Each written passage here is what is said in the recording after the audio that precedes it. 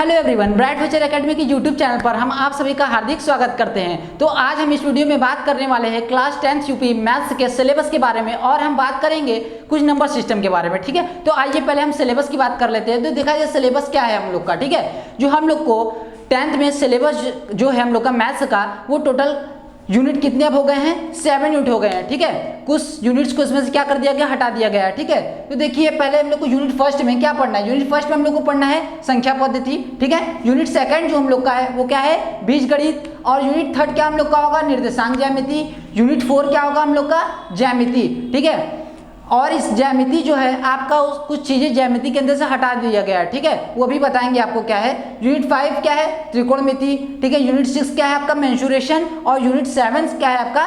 सांख्यिकी तथा प्रायिकता। ठीक है, तो आइए देख लेते हैं। ये हो गया आपका टोटल 7 यूनिट जिसके हम लोग को पढ़ना है। ठीक है, अब देख लेते हैं कि कौन कितने नंबर्स का आएगा। ठीक है, यानी कि हम लोग आप लोग जानते हैं कि आप लोग का जो पेपर होगा टोटल कितने नंबर का होगा? 70 नंबर का होगा। ठीक है, तो देखा जाए कि किससे कितने नंबर का पूछा जाएगा। तो यहाँ पर देखिए यूनिट फर्स्ट संख्या पद्धति से हम लोग को 5 नंबर का पूछा जाएगा। कितने नंबर का? 5 नंबर का। और बीजगणित से 18 नंबर का पूछा जाएगा।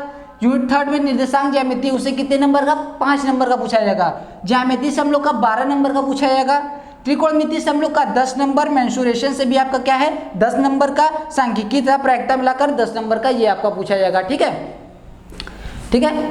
अब देखिए, अब ये आप लोग देख लिए हैं। ठीक है, जो जो आप लोग को पढ़ना है। अब जो आप लोग को सिलेबस में से हटा दिया गया है, ठीक है, वो क्या है देखते हैं। ठीक है, हटाए गए अध्याय ये क्या है आपका? देख रहे हैं फर्स्ट, यहाँ देख रहे हो कि बहुपद है ना। ये बहुपद इसी यूनिट 2 जो बीजगणित हो गया, इसी की जगह पहले ये रहता था बहुपद। ठीक है, अब कम हो गया तो इसकी जगह यूनिट 2 में बीजगणित आ गया। ठीक है, यानी पहले ये बहुपद आपका हट गया है। ठीक, दूसरा क्या है? समांतर श्रेणियां, ये भी हटा दिया गया है।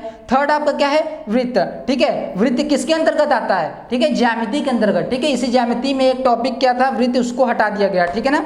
अब आते हैं, बात करते हैं, ये देखिए त्रिकोणमिति सर्वसमीकाएं। ठीक है, अब यहाँ पर देख रहे हैं त्रिकोणमिति ना, तो आपको नॉर्मली त्रिकोणमिति का परिचय केवल पढ़ना है। ठीक है, सर्वसमीका को हटा दिया गया है। ठीक है, और लास्ट आपका ये है प्रायिकता। बोले ना प्रायिकता भी है, तो प्रायिकता में भी आपको नॉर्मल चीजें पढ़ना है और कुछ चीजों को प्रायिकता में से हटा दिया गया है। ठीक है, यानी प्रायिकता कुछ पढ़ना है, कुछ नहीं भी पढ़ना है। ठीक है ना, तो ये हो गया आपका टोटल सिलेबस जो आपको पढ़ना था और जो हटाया गया था वो आपका। ठीक है, दोनों हमने आपको बता दिया। अब हम लोग बात करेंगे किसका? यूनिट फर्स्ट संख्या पद्धति। ठीक है, यूनिट फर्स्ट में क्या है? संख्या पद्धति यानी नंबर सिस्टम। ठीक है, देखिए यहाँ per unit first number system. ठीक है, संख्या पद्धति। अब संख्या पद्धति के अंतर्गत हम लोग को क्या पढ़ना है? क्या? आपका वास्तविक संख्या यानी कि रियल नंबर। ठीक है, अब ये रियल नंबर हम लोग को पढ़ने से पहले हम लोग क्या कर लेते हैं? कुछ नंबर्स के बारे में जान लेते हैं कि कुछ नंबर्स क्या है। ठीक है, क्योंकि आपको ये क्या होगा जो बताएंगे, ठीक है, वो आपका बेस होगा। ठीक है, क्योंकि उसको जानते रहेंगे तभी आप उसके अंदर कुछ कर पाएंगे। ठीक है, तो इसलिए हम उसको बता देंगे आप लोग को। तो पहले देख लेते हैं कि वास्तविक संख्या के अंदर हम लोग को क्या क्या चीजें पढ़नी है। ठीक है ना, तो यहाँ पर देखिए क्या है? यूक्लिड विभाजन प्रमेयिका, यानी कि इसके अंदर पहला जो हमारा टॉपिक होगा वो होगा यूक्लिड विभाजन प्रमेयिका। ठीक है, वास्तविक संख्या के अंतर्गत। ठीक है, यूक्लिड विभाजन मतलब आपको इसके अंतर्गत निकालना पड़ेगा लस मस। यूक्लिड विभाजन प्रमेयिका का प्रयोग करके आपको लस मस यानी एचसीएफ और एलसीएम निकालना पड़ेगा। ठीक है, सिखाएंगे भी आपको कैसे निकालना है। ठीक है, तो और सेकंड जो है क्या है? इसी के अंतर्गत अगला टॉपिक ये दिखाना है कि √3 √2 √3 √5 अपरिमेय संख्याओं का सत्यापन प्रूफ करना है। ठीक है, आपसे पूछा जाएगा सिद्ध कीजिए कि √2 एक अपरिमेय संख्या है। ठीक है, इसी तरह पूछेगा √√, सिद्ध कीजिए √3 एक अपरिमेय संख्या है। ठीक है, तो ये सब हम लोग सत्यापन सीखेंगे करना। और इसके बाद थर्ड में क्या सीखेंगे? परिमेय संख्याओं का शांत या अशांत। ठीक है, टर्मिनेटिंग या नॉन टर्मिनेटिंग, आवर्ती दशमलव। ठीक है, यानी रिपीटिंग आवर्ती दशमलव के पदों में निरूपण। ठीक है, दशमलव के पद में इसको बनाना है, शांत या अशांत है। ठीक है, शांत या अशांत हम लोग कैसे पहचानते हैं? ठीक है, यह मान लीजिए कोई नंबर आपको दिया हुआ है भिन्न के रूप में। ठीक है, यदि आप उसको डिवाइड करते हैं तो डेसिमल के बाद यदि वो पूरा पूरा कट जाता है आपका, तो किस में आता है? पूरा पूरा यदि आपका कट जाए तो वो किस में आता है? शांत में आता है। ठीक है, और यदि कुछ नंबर्स को आप देखते हो कि डेसिमल के बाद चलता रहता है कि नहीं, डेसिमल के बाद कटता ही नहीं है ना। डेसिमल के बाद कुछ ना कुछ नंबर आता रहता है, तो वो आपका क्या होगा? अशांत। ठीक है, क्या होगा आपका? अशांत। ठीक है, तो उसको हम लोग को दशमलव के रूप में दिखाकर बताना है कि शांत है कि अशांत, ये भी हम लोग सीखेंगे। मतलब आप देखें कि वास्तविक संख्या के अंतर्गत हम लोग को ये 3 चीजें क्या पढ़ना है, ठीक है। ये 3 चीजें आपको बताएंगे करना कैसे करते हैं, ठीक है। तो ये हो गया आपका कि वास्तविक संख्या के अंतर्गत हम लोग को क्या क्या पढ़ना है। अब हम बात कर लेते हैं कुछ नंबर्स के बारे में, ठीक है। तो देखिए यहाँ पर हमने लिखा हुआ है, ठीक है, क्या पहला लिखा हमने प्राकृतिक संख्या। क्या लिखा हुआ है? प्राकृतिक संख्या है, यानी क्या हो गया? नेचुरल नंबर होता है, ठीक है। प्राकृतिक संख्या क्या?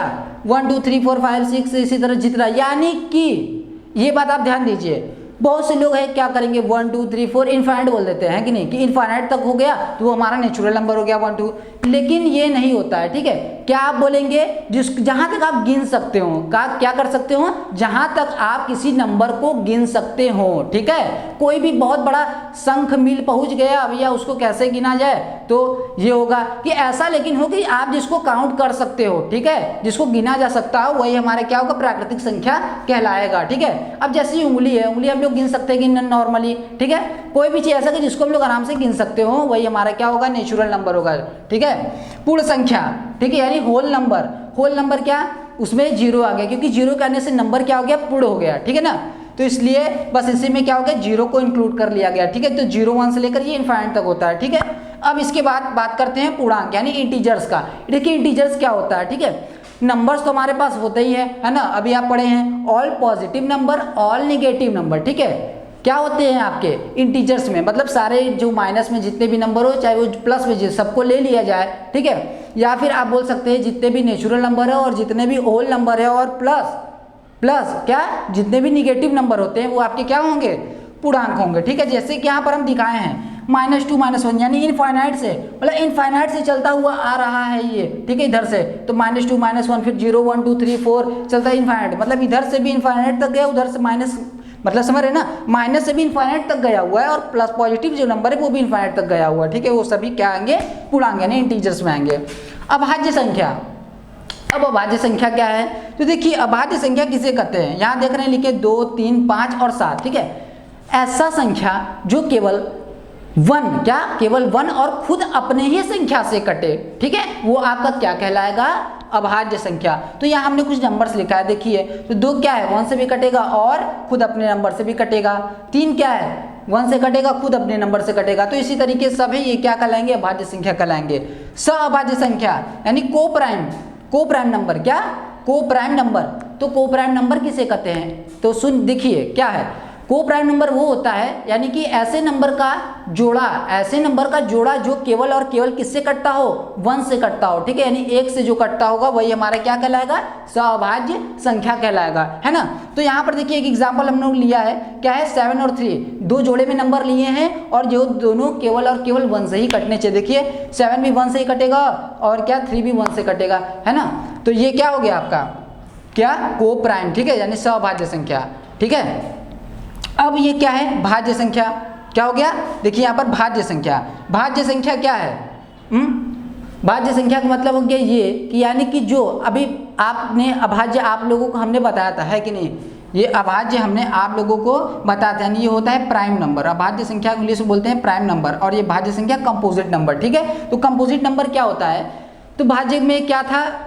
अभाज्य में क्या था कि केवल 1 और खुद अपने नंबर से कटे। यहाँ पर क्या होगा कि 1 से तो कटेगा ही, खुद अपने नंबर से कटेगा, एक और मतलब अदर नंबर से भी कट जाए। 3 चीजें, यानी कि 3 फैक्टर आपको इसमें देखने को मिलेंगे, ठीक है। और अभाज्य गुणनखंड में आपको 2 फैक्टर देखने को मिलेंगे, ठीक है। तो यानी कि यहाँ पर क्या हो जाएगा आपका भाज्य संख्या में, यानी कि जो 1 से भी कटे, खुद अपने नंबर से खुद कटे और अदर नंबर से भी कट जाए, ठीक है। यहाँ पर हमने लिखा हुआ है, ठीक है। 6 है तो 6 से अपने नंबर से कटेगा ही, 1 से भी कटेगा और 2 से भी कटेगा, ठीक है। तो ये क्या हो जाएगा? हमारा भाज्य संख्या कहलाएगा। सम संख्या, ठीक है, यानी कि जिसको 2 से डिवाइड करने पर क्या होता हो? कट जाता हो, और शेषफल क्या आता हो? 0 आता हो, वो हमारा क्या कहलाता है? सम संख्या। यहाँ लिखे हुए हैं, ठीक है। ये सभी जितने नंबर ये सब 2 से डिवाइड हो रहे हैं ना, और जो डिवाइड होंगे तो लास्ट में शेषफल जो आपका 0 आएगा, इसलिए सम संख्या कहलाएगा, ठीक है। विषम संख्या की बात करते हैं, तो विषम संख्या क्या है? विषम संख्या यानी कि जो 2 से विभाज्य ना हो, यानी 2 से न कटे, है ना। जो 2 से क्या हो? न कटे, वो हमारा क्या होगा? विषम संख्या, ठीक है। 3 5 7 में ये सब क्या है? 2 से नहीं कटते हैं, ठीक है, इसलिए किस में आ गए? विषम संख्या के अंतर्गत आ गए। अब बात करते हैं परिमेय संख्या की। परिमेय संख्या क्या है? परिमेय संख्या उसे कहते हैं, ठीक है, जिसको हम p/q के फॉर्म में लिख सकते हैं। किस फॉर्म में लिख सकते हो? p/q, यानी कि ऐसे नंबर को, जिस नंबर को हम लोग बटे के रूप में लिखते हैं ना, वही हमारा क्या कहलाता है? परिमेय संख्या। लेकिन क्या ये जो q है, q नॉट इक्वल टू 0, मतलब नीचे वाला जीरो नहीं होना चाहिए, ऊपर वो अंश होता है और नीचे वाले को हर बोलते हैं ना। तो लेकिन जो नीचे वाला है वो जीरो नहीं होना चाहिए, अगर जीरो हो गया तो वो परिमेय संख्या नहीं होगा। लेकिन यदि हम लोग इसको 0.4 लिखेंगे तो ये परिमेय संख्या होगा, ठीक है ना। तो यहाँ पर देख रहे हैं 2/3 एक परिमेय संख्या, 6/2 एक परिमेय संख्या, 0.4 क्या है, एक परिमेय संख्या है, ठीक है। अपरिमेय संख्या की बात करते हैं। हाँ, अब यही एक चीज और बता दे रहा आपको परिमेय संख्या में। परिमेय संख्या मान लीजिए कि आपको दशमलव में दिया है, क्या दिया है, दशमलव में दे दिया है, ठीक है। तो जैसे यहाँ पर देख लीजिए क्या है, ये वाला देखते हैं, जैसे कि 6/2, ये तो पूरा कट जा रहा है, 2 3 जा 6, 3 आ जा रहा है कि नहीं, कितना आ जा रहा है, 3। अब इसी तरह मान लीजिए कि डेसिमल में आपको कोई नंबर दे देगा, जैसे कि ये दे दिया मान लीजिए 2.34, ठीक है। यहाँ तक नंबर पॉइंट के बाद पूरा मान लीजिए कट गया, भाग दिए, आपका 2.34 आया, पूरा नंबर कट गया, तो इसको आप p/q फॉर्म में लिख सकते हैं। क्या लिख सकते हैं, देखिए इसको लिखेंगे 2 3 4, डेसिमल को पहले हटा दीजिए, डेसिमल कितना है उतना काउंट करके नीचे 0 बढ़ा देंगे, तो यहाँ से पीछे आगे जाएंगे तो 1 2 नंबर बाद आगे गए तो नीचे उतना 0 बढ़ा देंगे, तो बन गया कि नहीं p/q के फॉर्म में, है ना। तो ये बट्टे में बना सकते हैं इसको, ठीक है। और यानी इसको हम लोग क्या बोलेंगे, शांत बोलेंगे। बताया ना, जो दशमलव के बाद जो पूरा जाकर लास्ट तक कट जाता हो, चलता नहीं रहता, आगे कुछ नंबर नहीं आता है, पूरा कट जाए, हमारा शांत के अंदर, यानी जो शांत हमारा दशमलव होगा, जो शांत दशमलव का वो हमारा क्या होगा, परिमेय संख्या होगा, है ना, ठीक है। समझ गए होंगे। आइए अपरिमेय संख्या की बात करते हैं। तो अपरिमेय संख्या के अंतर्गत क्या क्या है, देखिए पाई है, √2 √3 √5। देखिए √4 क्यों नहीं लिया, √4 को हमने अपरिमेय संख्या में क्यों नहीं रखा, क्यों, क्योंकि इसका रूट हम लोग निकाल सकते हैं। इसका रूट निकालेंगे तो 2 × 2 और ये पेयर आ जाएगा बाहर निकल के, क्या 2 बाहर निकल के आ जाएगा ना, यानी 2 है तो 2 को हम लोग क्या लिख सकते हैं, 2/1 लिख सकते हैं ना, है कि नहीं। तो यानी कि हमारे क्या है, एक परिमेय संख्या, ठीक है, p/q के फॉर्म में वो बन रहा है, ठीक है ना। अब यहाँ देखेंगे तो पाई की वैल्यू, यानी पाई की वैल्यू जो होती है 22/7 होता है कि नहीं, ठीक है। 22/7 तो होता है, लेकिन जब उसको हम लोग क्या करते हैं, भाग देते हैं, डिवाइड देते हैं 7 से 22 को, ठीक है, तो कुछ ये वैल्यू आता है 3.1415, कटता नहीं है, चलता रहेगा इसी तरह के, ठीक है, नंबर आता रहेगा आपका। तो ये क्या है, अशांत है, क्या है, अशांत है, ठीक है, अशांत है। तो ये क्या हो जाएगा हमारा, ठीक है, किस में आ जाएगा, क्योंकि ये हमारा क्या हो रहा है, लास्ट में कहीं पूरा जाकर कट नहीं रहा है, इसलिए किसके अंतर्गत आएगा, अपरिमेय। इसी तरह √2 √3 और √5, ठीक है, तो √2 में भी इसी तरह चलता रहता है, देख लीजिए यहाँ पर लिखा हुआ है इसका वैल्यू, ठीक है। तो 7320, और हम लोग जो वैल्यू लिखते हैं 3.1 वो अप्रॉक्स लिखते हैं, ठीक है, लगभग में लिखते हैं, बाकी तो इसका बहुत आगे चलता रहता है, ठीक है, ध्यान दीजिएगा। अब यहाँ पर देख लिए हैं कि ये सब इसलिए इस सभी को क्या करते हैं, अपरिमेय संख्या, ठीक है ना। अब वास्तविक संख्या पर रहता है लास्ट, जो हम लोगों को पढ़ना है ना, वास्तविक संख्या ही ना हम लोग को पढ़ना है संख्या पद्धति के अंतर्गत, ठीक है। तो वास्तविक संख्या क्या है हमारा, वास्तविक संख्या देखिए क्या है, परिमेय संख्या, जितने सारे परिमेय संख्या हैं और जितने अपरिमेय संख्या है सभी को हम लोग क्या कर दे, मिला दे, तो वो क्या हमारा बन जाएगा, वास्तविक संख्या बन जाएगा, हमारा क्या बनेगा, एक वास्तविक संख्या बन जाएगा, ठीक है। उसी को हम लोग क्या कहते हैं, वास्तविक संख्या, है ना। तो आई होप कि आप सभी लोगों को जितना बताएं वो समझ में आ गया होगा, है ना, ठीक है। तो आज के वीडियो में बस इतना ही, अब मिलते हैं नेक्स्ट वीडियो में, ठीक है, अब मिलते हैं नेक्स्ट वीडियो में, धन्यवाद।